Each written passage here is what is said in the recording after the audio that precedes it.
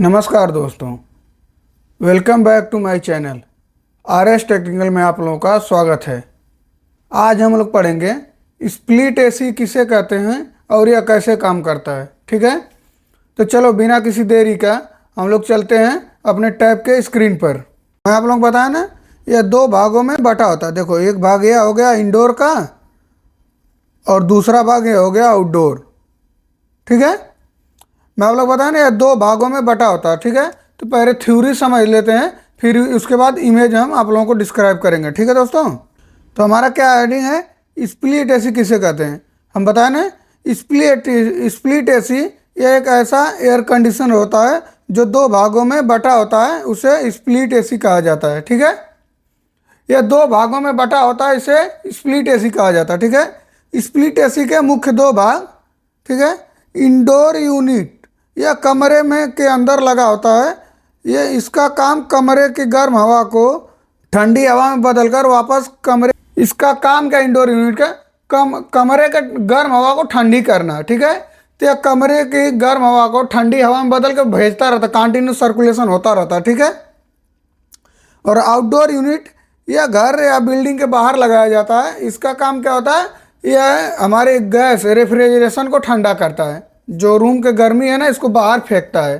Gas room के गर्मी को बाहर सोख लेता है कॉइल के द्वारा, तो बाहर फेंकता है। ठीक है, और इसके मुख्य पार्ट्स कौन कौन से होते हैं। देखो, इसके मुख्य पार्ट्स होते हैं कंप्रेसर, कंडेंसर फैन और कूलिंग कॉइल। ठीक है, मतलब कंडेंसर फैन और कूलिंग कॉइल फैन। ठीक है, और कंडेंसर, ये मुख्य पार्ट्स होते हैं। जो कंडेंसर का काम क्या है, ये रूम के गर्मी को गैस के द्वारा बाहर फेंकना, सोख के रूम के गर्मी को बाहर फेंकता है।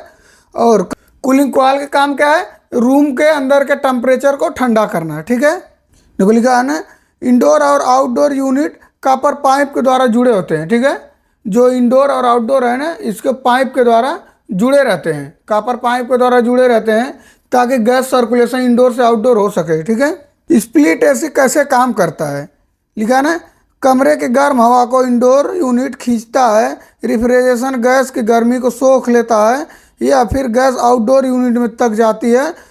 आउटडोर यूनिट गर्म हवा को बाहर निकालता है, उसके बाद ठंडी हवा फिर से कमरे के अंदर भेजता है। इस प्रकार कमरा कंटिन्यू ठंडा होता रहता है। ठीक है, जो है ना, देखो क्या लिखा है, स्प्लिट एसी कैसे काम करता है, कमरे के गर्म हवा इंडोर यूनिट खींचती है। ठीक है, जो हमारा कमरा है ना, उसकी गर्म हवा को इंडोर यूनिट खींचती है, एक साइड से खींचती है। रेफ्रिजरेशन गैस की गर्मी को सोख लेती है।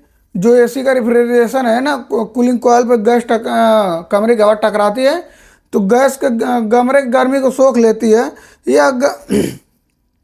फिर यह गैस आउटडोर तक जाती है। आउटडोर यूनिट गर्म हवा को बाहर निकालता है और उसके बाद ठंडी हवा फिर भेजता है। इस प्रकार कमरा ठंडा होता रहता है। ठीक है, मैं आप लोग बताया ना, जो हमारा आउटडोर है वो गर्म हवा को बाहर फेंकता है, फिर गैस ठंडी करके फिर इंडोर में आता है, तो इंडोर पे रूम की हवा टकराती है, ये क्रिया कंटिन्यू होती रहती है, इसके लिए रूम ठंडा हो जाता है। ठीक है, स्प्लिट एसी के फायदे, स्प्लिट एसी के फायदे क्या है, यह एसी कम आवाज़ करता है, जल्दी कूलिंग करता है, दिखने में सुंदर लगता है, बड़े कमरे लेके भी अच्छा होता है, बिजली की बचत करता है। जैसे मैं आप लोगों को बताया ना, स्प्लिट एसी कम साउंड करता है, दीवार पे चिपका के लगता है और देखने में सुंदर होता है। ठीक है, और यह कूलिंग जल्दी करता है, थोड़ा बड़ा यूनिट होता है, इसके लिए कूलिंग जल्दी करता है और देखने में सुंदर लगता है। बड़े कमरे के लिए अच्छा, जैसे 20x15 है तो 2 टन, 20x20 का है तो 2 टन 2.5 टन लगा दो एसी, तो जल्दी ठंडा करता है, बिजली की बचत करता है। और इसके नुकसान क्या है, विंडो एसी से थोड़ा ज़्यादा महंगा होता है। ठीक है, और इसके लगाने में खर्च ज़्यादा होता है। अभी कोई टेक्नीशियन आएगा लगाने के लिए 1500 से 2000 रुपये लेता है। इसका मेंटेनेंस ज़्यादा लगता है, इसमें पाइप द्वारा कनेक्ट रहता है, गैस लीकिंग की भी संभावना रहती है और मेंटेनेंस ज़्यादा लगता है। ठीक है दोस्तों, समझ में आ रहा है ना, अगर नहीं समझ में आ रहा तो फिर पूछो आप लोग। ठीक है, मैं आप लोगों को इमेज के द्वारा डिस्क्राइब करता हूँ। देखो, मैं आप लोगों को बताया ना इंडोर, देखो ये हमारा इंडोर यूनिट होगा। ठीक है, ये इंडोर यूनिट देखो, एक साइड से हवा का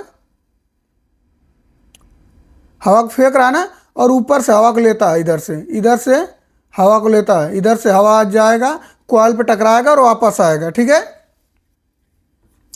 इसके अंदर क्या लगा होता है, एयर फिल्टर लगा होता है, जो मतलब हमारे रूम में डस्ट है ना, उसको छान के फिर रूम में फ्रेश हवा भेजता है।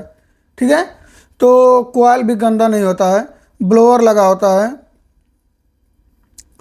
ठीक है। और ये देखो आउटडोर है, ये देखो कंडेंसर फैन हमारा है। ये कंडेंसर फैन है क्या, जो गैस गर्म हवा जो रूम की गर्मी को ये बाहर फेंकता है। ठीक है। रूम के हमारे गर्मी को बाहर फेंकता है। इसके पीछे हमारा कॉइल रहता है। ठीक है।